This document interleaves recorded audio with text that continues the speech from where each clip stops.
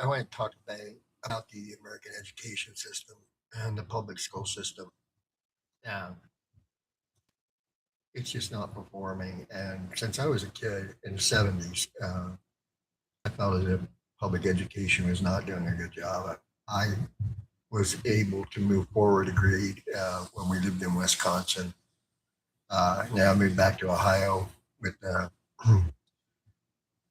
moving forward a year did not uh, go as planned in terms of they moved me back in Ohio because they said a socialization. So uh, I always felt like I was bored in school, uh, not enough challenging. Reading was easy. People around me read slower. Um, it just didn't give me an appropriate area in which I should be studying.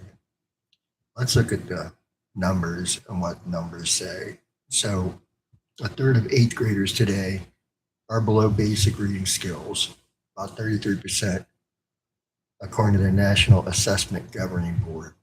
33% of eighth graders were not at basic reading level. This is 2024, the highest share ever. Math has not recovered. Fourth grade math remains below 2019 levels. In 2024, eighth grade math was still 8 points below. Schools are now spending more money, $17,619 per pupil, which is up 6%, 6.6% from 2023. Teacher hiring is a difficult issue. 74% of schools in America report difficulty filling at least one teacher spot. Lack of qualified candidates, too few applicants. Uh, Many schools now, many parents may not know they're using non-teaching staff to babysit and deal with classes when they're really not supposed to. They're supposed to be not roles in which they face the children, like custodial roles or roles in which you are not put in charge of children, but that's happening anyway.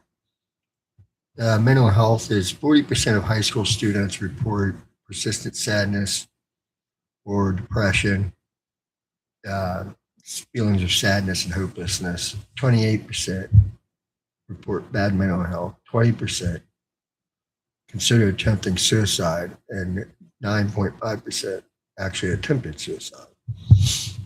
The schools are not safe. They're not secure. You haven't heard about a school shooting or a school massacre in a while, but it's due. It happens all the time. You can look back at history. What is the public schools done in America to help protect the students? Some of the schools have installed door locks, uh, try to restrict access hours, but honestly, you either do it or you don't. And right now, it's not secured. The schools are not secured. Sure, there's locked doors, but if you go there and look, someone will leave a door prop open. That's what happened here in Marysville. Somebody got in that wasn't supposed to be in the school. They got it left open because a teacher propped the door up, probably to go outside and smoke again. So children are not safe. And they're not learning.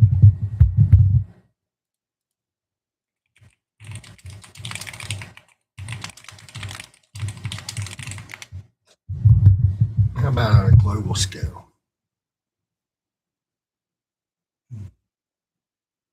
How do we compete with China, Vietnam, with uh, Italy, France? How do we compete with Singapore? Because I don't know if you've ever known this before, but in math, Singapore is 110 points higher than the United States. Their math score is 575, ours is 460. That's insane. 110 points higher on math. 39 points higher in reading. They scored 543 and we scored 504. And science, 62.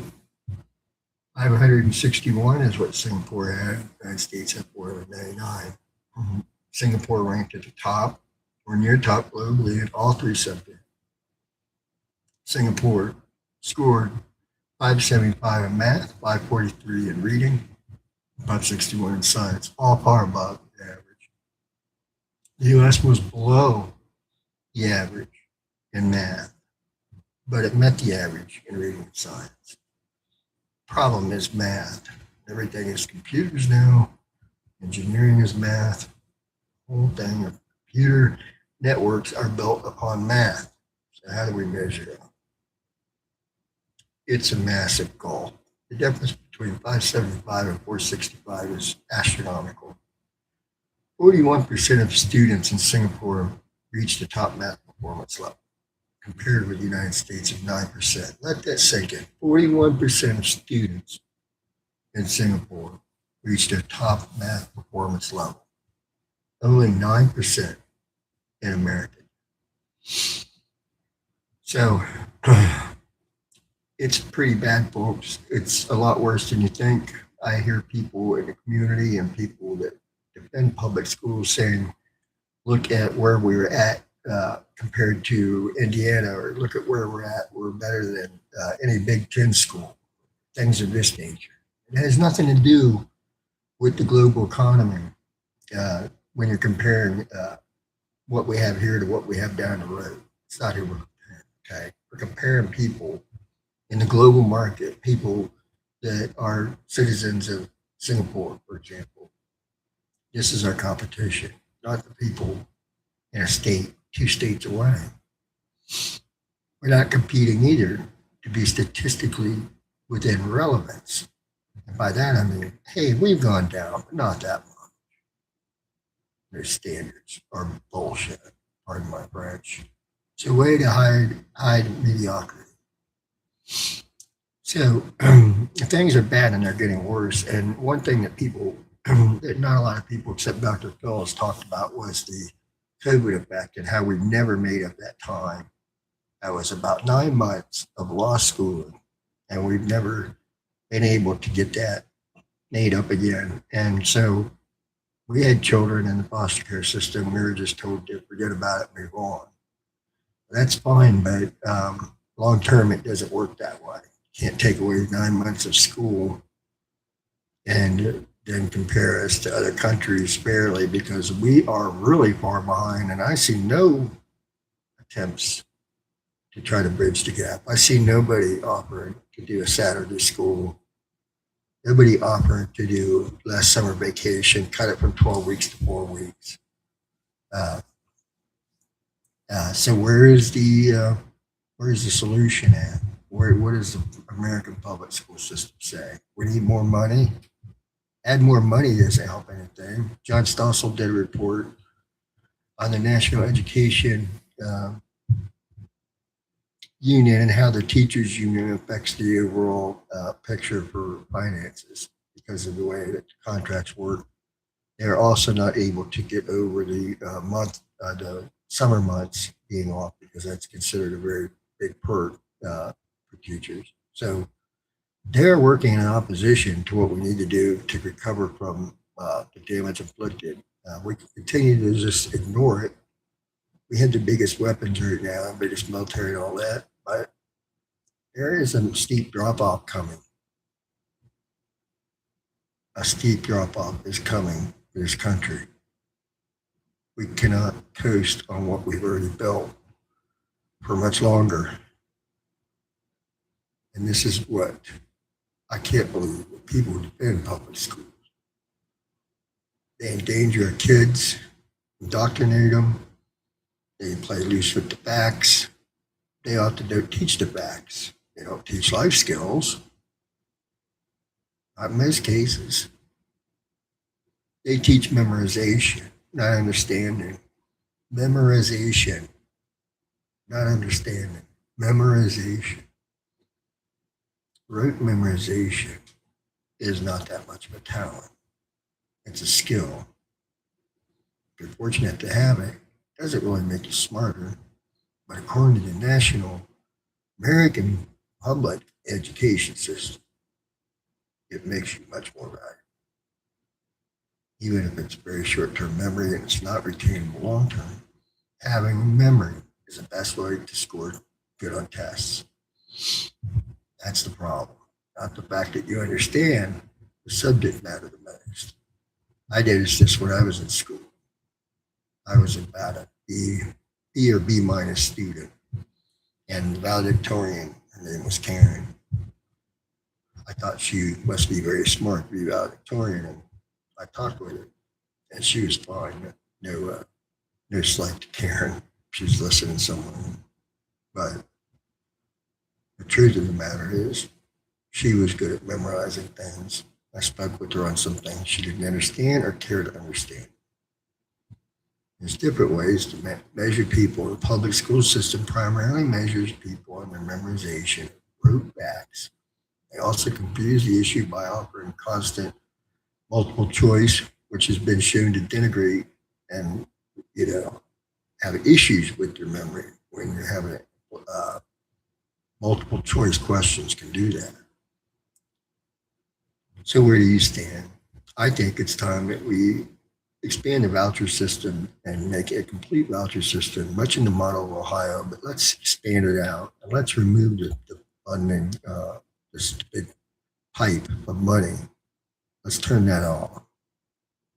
Each public school now has to make a case, and it has to be based on more than just test scores. It has to be based on graduation rate and test rate upon graduation. In other words, it's not just enough to graduate, they have to show competence. And the immediate, I would say, don't have your kids in public schools. Withdraw them if you can. Homeschool, put them in a private school. If you're in Ohio, check out the Ohio voucher system. It's a really good program. Like I said, it needs expanded, and public school system, big money pipe needs shut off. I don't care how much the NEA teachers union doesn't like that. There's a problem. They are the problem, not the teachers. The teachers union, they're the problem. The teachers are the ones that get left having to buy school supplies out of their own money instead of having the ability to have it done the right way. If bureaucrats in the union were taking up all the money that's intended for the teachers.